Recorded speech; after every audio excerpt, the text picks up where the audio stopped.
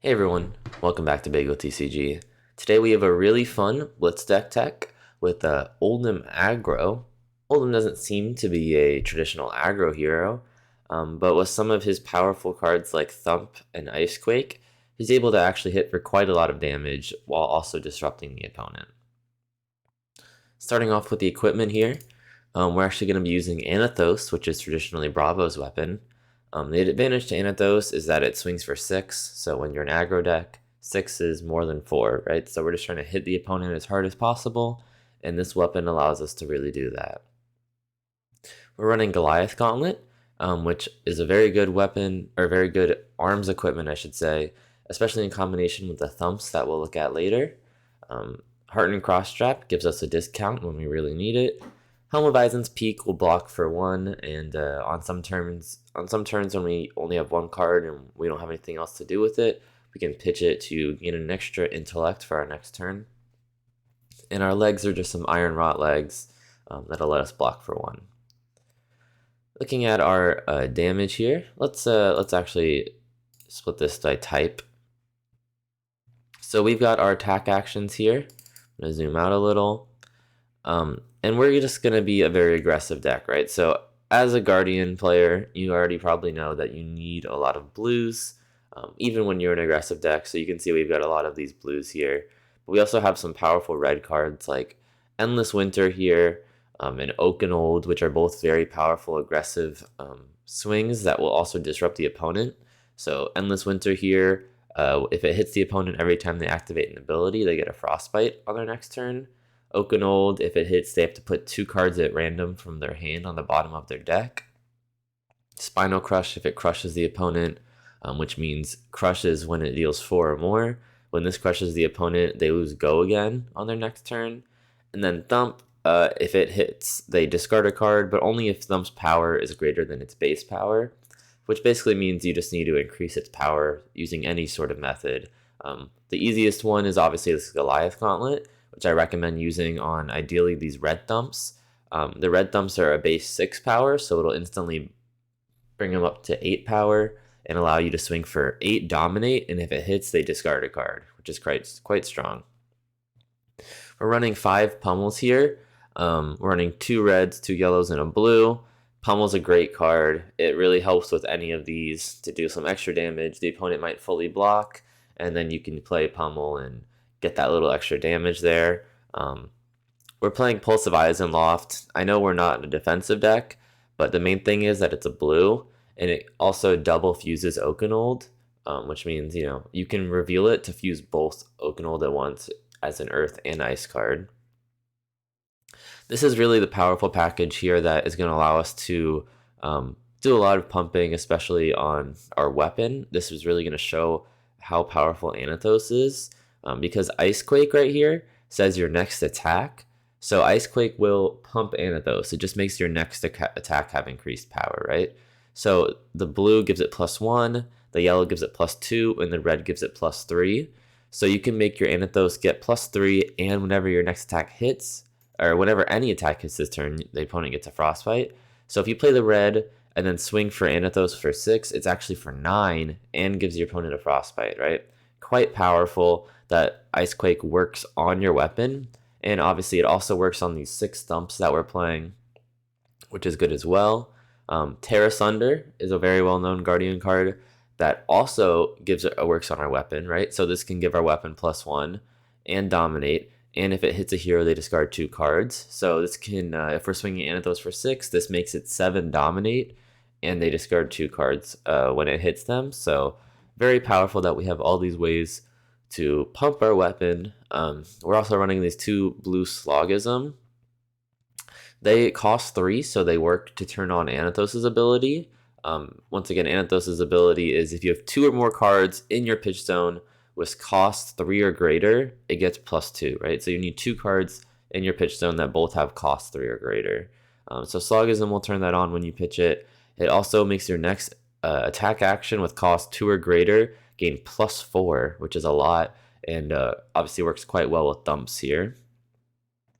You don't usually have enough resources to do that, by the way, because Thump costs 4 and Slogism costs 3, right? So If you have a 4-card hand, that costs 7 resources and you can only pitch 2 blues, but that's where stuff like Heart and Cross Strap comes in, allowing our Thump to only cost 2 resources instead of 4. And that's pretty much the game plan. The deck obviously is quite simple in terms of just swinging for a bunch. A lot of the cards I didn't go over here are just blues that are mostly for pitching or blocking. These 2 Autumn's Touch, Entangle, Evergreen, Glacial Footsteps, Mulch, and Snow Under are mostly just for blocking and or pitching with.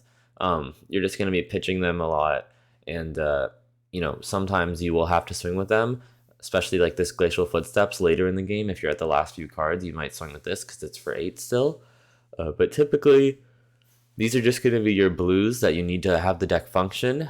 You have 22 blues in the deck, so you need a good 20 or so blues in Guardian decks to make it kind of function efficiently and be able to pitch. But we're going to look at some of the simple lines here. Just look at the deck.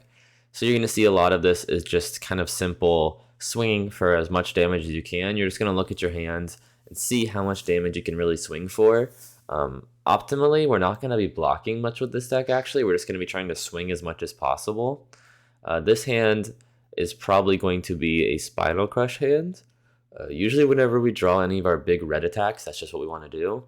So what we're probably doing with this hand is pitching for 6, these 2 blues, playing the yellow Icequake to give our next attack +2 and make a Frostbite, and then playing that Spinal Crush, which will swing for 11 now, which is quite powerful.